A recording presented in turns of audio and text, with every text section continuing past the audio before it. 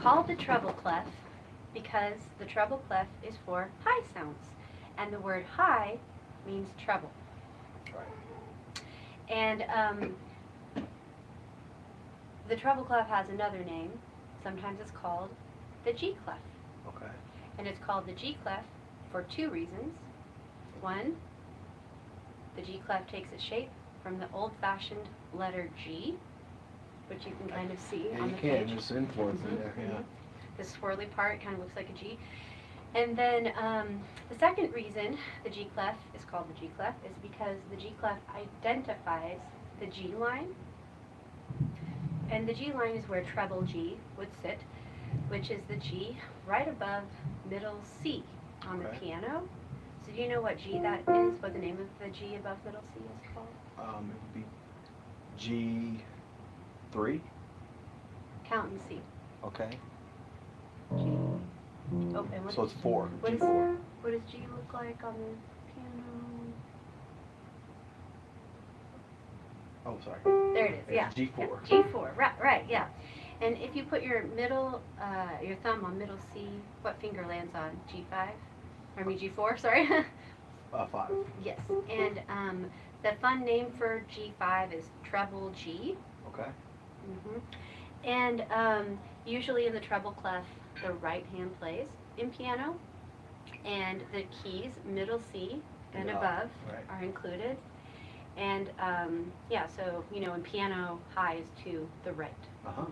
And I'll tell you this is not something you have to have memorized, but I'll tell you this little device for remembering the name treble clef means high, which can be tricky to remember.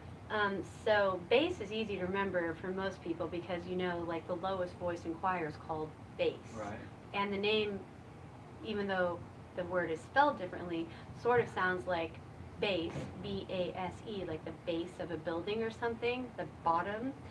And you can see how the words are similar. So as choir singing developed in monasteries in Europe, like during the Middle Ages and Renaissance, etc., first the monks were all singing in unison, and they were all the same sex. So males were singing the same pitch at the same time in unison, like Gregorian chant. You know what I mean by that? Yeah. And you can imagine how that sounds, right? Like a lot of voices, but they're all male voices, and they're all singing the same pitch at the same time. Yeah, there's no variation. No harmony. Yeah. Only melodic intervals.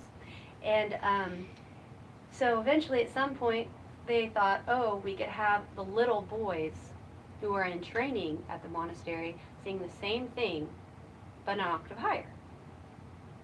And so that was the first way of having harmony, by singing an octave apart. That's fascinating. And so those little boys are called treble voices. And even now, like if I have a child, I'm going to say, oh, they have a treble voice type. Doesn't matter if they're a boy or girl, all children have a treble voice type, which is approximately like a mezzo, soprano, adult female range, like something around here. Okay. From C4 to C5. And so if you ever heard, like in Shakespeare, or if you ever grew up on the King James Bible, you might have heard the word treble before, because it's an old-fashioned way of saying third, single, double, treble. Oh, okay. And so in choir, the first thing, like I say, was the melody. Well, the melody, now we're used to hearing the melody on top. If we're at church, the sopranos are the highest voice, and the sopranos sing the melody. And if you look at a hymnal, it's soprano part, alto part, tenor, bass. The word tenor means to hold, right? Okay. And so the tenors, at this point in history, were singing the melody. They held the melody. And so we had the basses, eventually, who were the lower voices, and they started harmonizing at the same interval away from the melody that the little bit higher voices, the tenors, were singing. But they weren't tenors like what we would say now, where it's like that's the highest male voice type.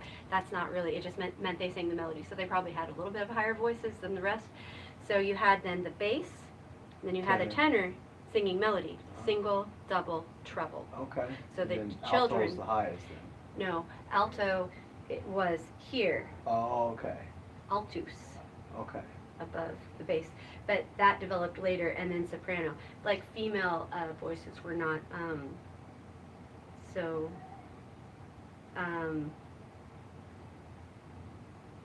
You know, females have been oppressed throughout history. So, like, their compositions and their contributions to musical development and their place in music was not as well developed alongside, like, in an equivalent way to males. Yeah. There were female composers that, you know. So I'm talking about male voices here, adult males and children. So anyways, that's like a way of remembering the treble. Clef means high because treble is always for high sounds, and on piano, high means to the right. So in the treble clef, we have 5 line notes for space notes, and the way we can remember the names of the line notes is by using the helpful mnemonic devices.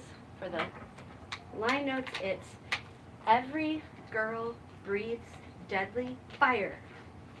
Every girl breathes deadly fire. That's one I like to use anyway.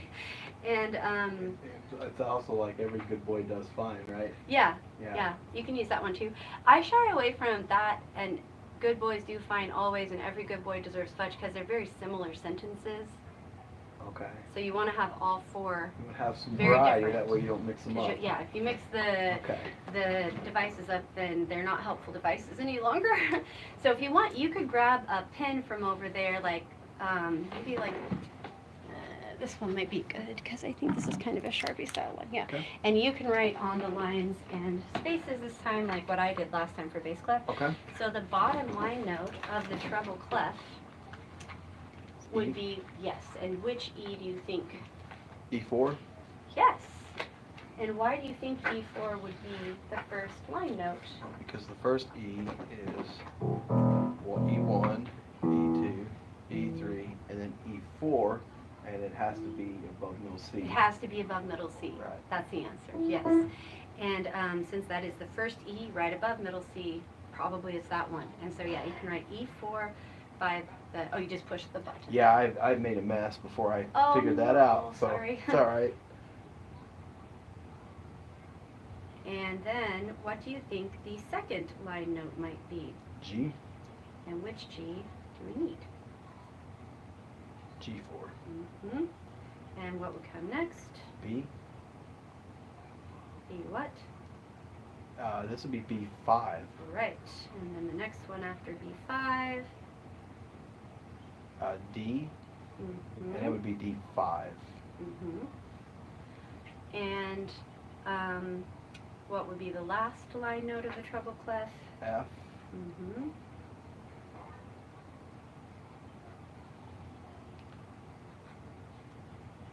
And would it be F4? Or would it be 5? I don't know. Let's see. It's 4. Huh. Right? A, B. So you go from D5, and then the next skip up is F4? Does that follow the pattern you've used so far? 3. So I jumped to F5? Yeah. Okay. I think so. Okay. I had this one student, who was a child, and she would always ask me a question, and I would always say that. I'd be like, oh, I don't know, I can't remember. And she'd always be like, yes, you do know. Oh, So no. Oh, I have them. Does F4 jump? Does it just get skipped then? Because it's not on the, obviously it's not on the bass clef because it's below. Think about that question for a second. Do you have a guess about what? Oh, it'd be a space note, wouldn't It it? might be a space note, yeah. Do you see a space where F might belong? If you look at the staff, like that where a space maybe between the 2 letters that come on Yeah, either side? it would probably be the first, it would be the first space because it would go between E4 and G4 on the line. Yeah. Oh, I thought I had a stem treatment there. That's Oh, yeah, okay. Here we go. I'll take care of it. But I have these. You can use one if you want. I since was it's such a good over here shirt. trying to twist the lid off while I was Oh, looking. sorry. I wish I had been And paying attention. I wasn't the one paying attention. I should have been paying attention. So. But you can. These work pretty good at least, and then it maybe won't get set in. Okay. So, Well, thank you. yeah. I always try to keep these because I mark on myself. Well, like I said, I'm writing with pins all day, you know. if I'd been paying attention, this wouldn't have even happened. So, but thank you. Yeah. Okay, and so The spaces, like you said, you just figured out the name of the first space note.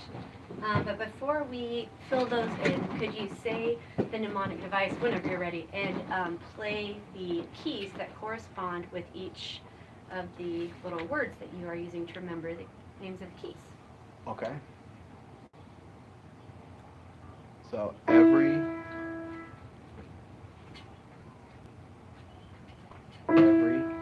girl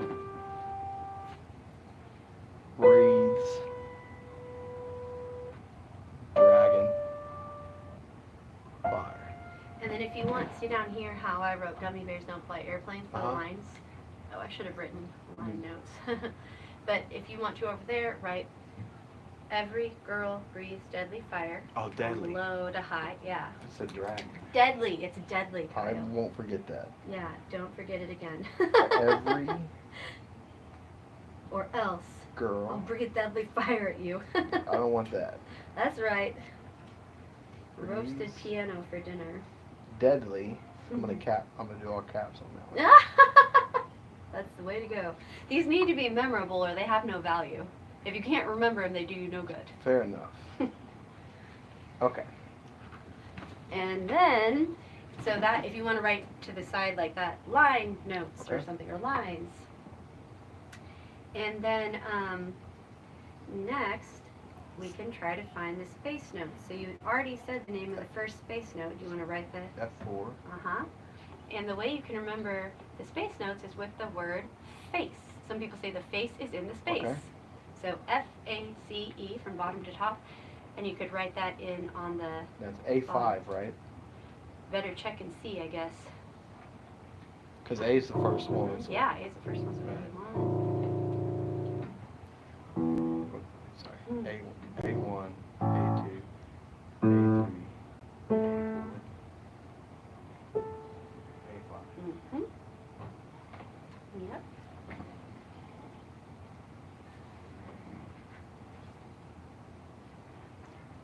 And then C would also be 5, right? Mm-hmm.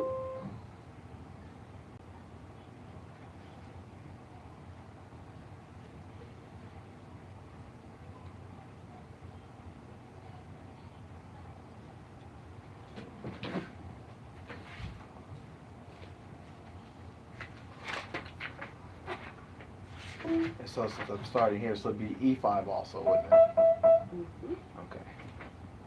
All right, cool. And that's face. Mm-hmm. And then could you find the the keys on the piano that correspond with the? Yeah.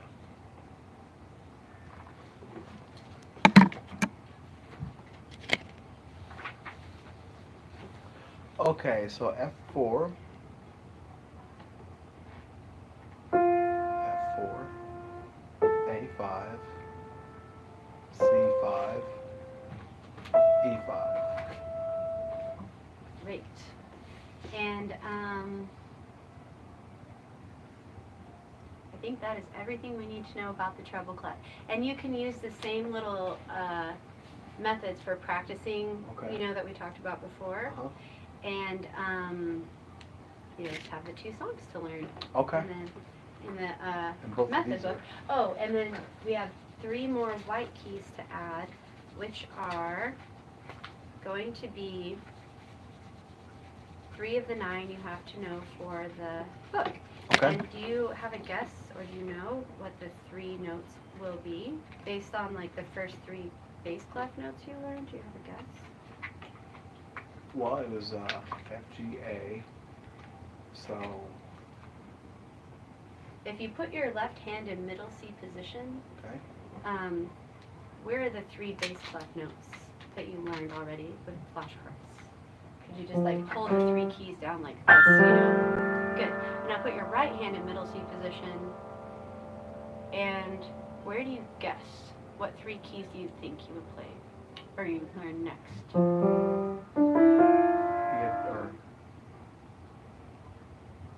E, F, G.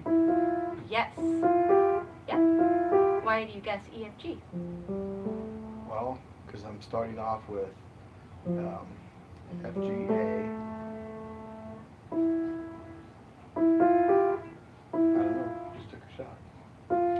notes have anything in common? Like anything? Well, there are 3 in between. Yeah, that are there are skipped, 3 in between, yeah. So that'd be the 9, wouldn't it? Yeah. So that's my range, isn't it? It's these from here to here. Yes, and Okay. so you play the bottom of the range, bottom 3 notes with your And left top hand. 3. Yes, and so when we learn the grand staff, you'll learn the middle 3. Okay, makes sense. Yeah, so the treble clef, you learn the last note you'll play with your right hand, which is 5. So you Okay. learn fingers 3, 4, 5, and then with the left hand, you learn the bottom note with your left hand, which is also fingers 3, 4, 5, 4, and 3. because your hands are a mirror image instead of being like this, Okay. which would be kind of nicer for us, but Yeah, that makes sense. So, yeah. Okay, any questions about any of that? nope. Great job. Great job. That's a lot to remember, but Yeah, all right, I got it. okay, so